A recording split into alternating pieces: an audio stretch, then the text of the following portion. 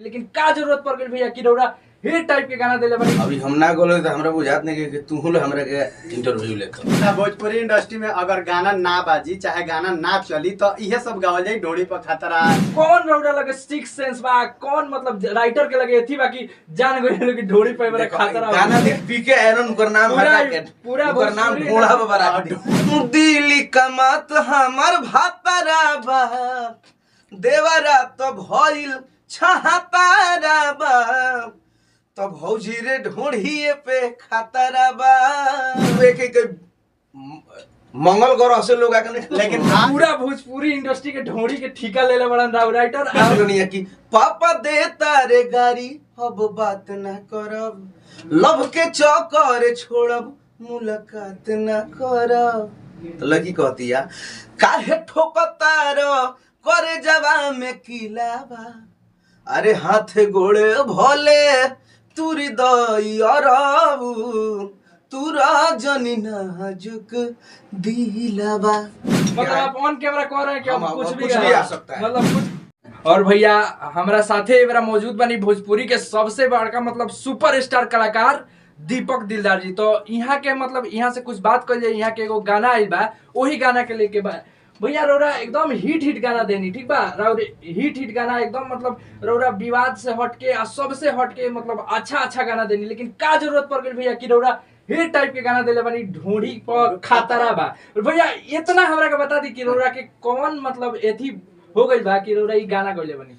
देखिए भैया सबसे पहले प्रणाम बा चैनल के माध्यम से जो भी लोग देखता देख गाना गावे खातिर बहुत तरह के गाना हम गौनी होता तो कई गाना को रिस्पांस ना मिलल रहल बात तो अभी हम ना गोले तो हमरा बुझात नहीं कि तू हमरा के इंटरव्यू लेकर ना भैया ऐसा बात नहीं कि रौरा रिस्पांस इतना दिन से तू लोग कहां रहल राउर हउ रतिया कहां बितैला ना एकदम मतलब वर्ल्ड लेवल के गाना है वो तो सब ठीक बा तो मान लो रतिया बितौले तो हो गए हां लेकिन और कुछ तो गौनी हां गाना एक से एक गाना गौनी हां भैया कुछ मतलब ना ढोड़ी पे खतरा गा देनी अब तू बेचैन हो गइल भैया रौरा। अच्छा भोजपुरी इंडस्ट्री में अगर गाना ना बाजी चाहे गाना ना चली तो इहे सब गावल जाई ढोड़ी पर खतरा ई सब बात तो नहीं खेते चले ना चले के अलग बात बा तो हम गोले में ठीक बा लेकिन हम पूछत नहीं कि कहावत है कि जौन हवा बहे तौन बहावे के चाहिए हवा बहत पछुए के तो पूर्वे को सोनी कर। लेकिन एगो औरी बात बा हमरा कहे के मतलब इहो के कहल ठीक बा ऐसे ठीक बा कि ढोड़ी गागा के लोग कहाँ कितना बड़ा बड़ा मंच पर प्रमोट होता तो इनमें कलाकार के भी दोष नहीं दिया जा सकत काहे कि जनता उहे सुनता तो यहाँ के तो व्यू से मतलब बा कंपनी यहाँ के ऊपर पैसा खर्चा करी कब व्यूज जाई तबे ना। लेकिन भैया ये बेरा के जोन माहौल चलता मतलब लागत है कि साफ मतलब ए टाइप के ढोंढी ओढ़ी एक ही कलाकार बड़न उहे एगो खाली एथी कइले बड़न बाकी सब लागत है कि एकदम साफ हो गइल बा फिर भी रौरा एथी क के गा के का मतलब एथी करे के चाहे। देखो भाई हम कनी के तरह के लोग आइल है दुखौची तो हम कनी के रोके तो लग रहा है कि ढोंढी पे खतरा है। भैया सबसे पहले हमरा ऑडियंस के ई बताई रौरा कि रौरा कौन रौरा लगे सिक्स सेंस बा, कौन मतलब राइटर के लगे एथी बाकी जान गइल कि ढोड़ी पे मेरा खतरा गाना लिखे वाला तू है राइटर बड़े पतिया नतिया पटने बा पीके आए तो हमरा तो बुझात नहीं कि जितना उनकर संशोधन बा सब ढोंढिए पे हो रहल बा सब मतलब ढोड़ी पीके आयरन उनकर नाम हटा के पूरा उनकर नाम घोड़ा बबरा घोड़ा बाबा सही कहता है। मतलब भाई पूरा भोजपुरी इंडस्ट्री के ढोड़ी के ठिका लेले बड़न राइटर रौरो इनमें मिल के आ साथ में एकदम चले के सोच लेले बनी कि अब ढोड़िए गाना खा ले का मतलब वो नहीं है भाई कि हम ढोड़ी नहीं हमने अच्छा गाना गाया जैसे गाना था बहुत सारा मेरा अभी देखिए एसआर के म्यूजिक पर रिलीज है। अच्छा एक बात एसआर के म्यूजिक पर रिलीज है वो गाना पता लोग का ध्यान ना गइला तालो डायरेक्ट ढोड़ी पर तू तो हुए बड़ो भाई वो गाना गोलो नहीं है कि पापा दे तारे गाड़ी अब बात ना करब लव के चौकर छोड़ब मुलाकात ना करब तो लगी कहतिया काहे ठोकतार करे जवा में किलावा अरे हाथ गोड़े भोले तुरी दई अरबू तुरा जनी नाजुक दिलावा।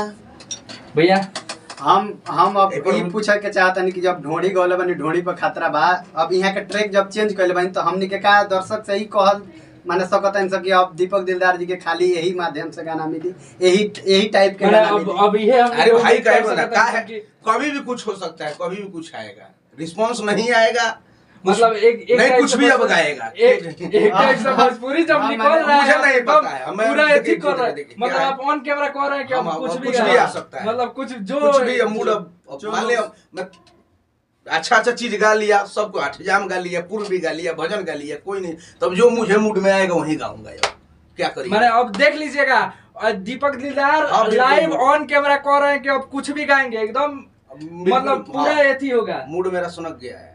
अब भैया हमारा इसमें क्या- आप कुछ कहना चाहेंगे? भैया भौजी कुछ नहीं कहेंगे। अब मैं क्या गाना कहें? गाया कि नथिया उधार लेके आइलो भातार, सुन टोकता रोज सोनार, अरे जाहू हम जनती तना के न लगैती, अरे फेरी अती जाई के बाजार, ए राजा हो भले रहित नकी अब घर।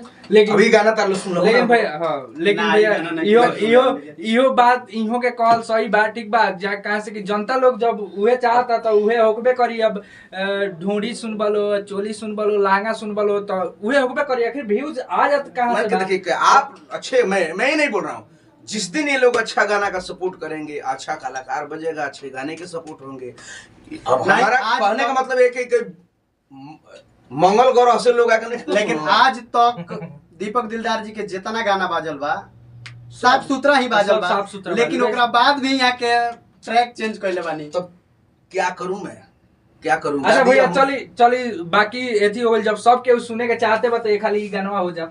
हाँ तो गाना गा देनी है कि दिल्ली कमात हमर भातारा बा, देवरा तो भइल छहातारा बा, तो भौजी रे ढूंढिए पे खातारा बा। लो लो तारो लोग के मन बा सुने के, तो भैया सुनाते बने और ही लोग सुनाते हम बा। का करें?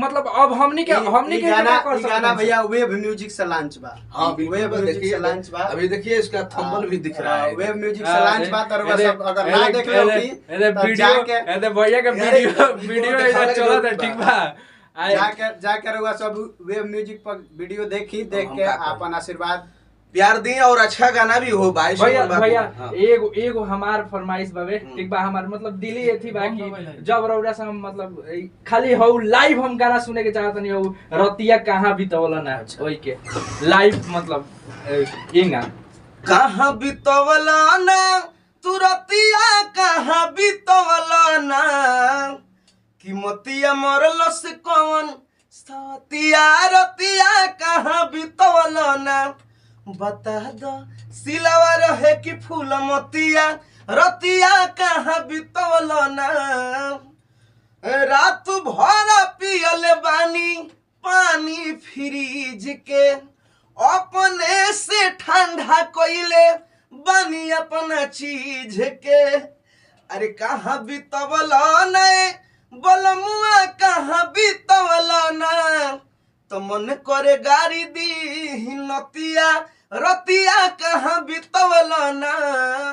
ई गाना आज भी कहीं बाजेला तो पूरा मतलब ई अमर गाना बा। ई गाना के लाइव भैया के मतलब एथी से एंगा तो हमनी के सुनले बानी सन बहुत ज्यादा, लेकिन लाइव सुने के जवन फील बन एकदम मतलब का बताई, एकदम कैमरा में बता नहीं की सकत रहे। बाकी सब वीडियो के ज्यादा से ज्यादा शेयर करी लाइक करी। आ भैया के अब जब होइए गइल बा, आगाज हो गइल बा, एथी हो गइल बा, तो हमनी के पूछला बा रौरा तो देखिए, सुनिए लेनी सुनिए, कि आप सब प्यार सब के सुनिए लेनी कि दीपक भैया कहनी है का, तो बाकी रौरा लो सुनिए प्यार दी एथी करी मिलता नहीं सब।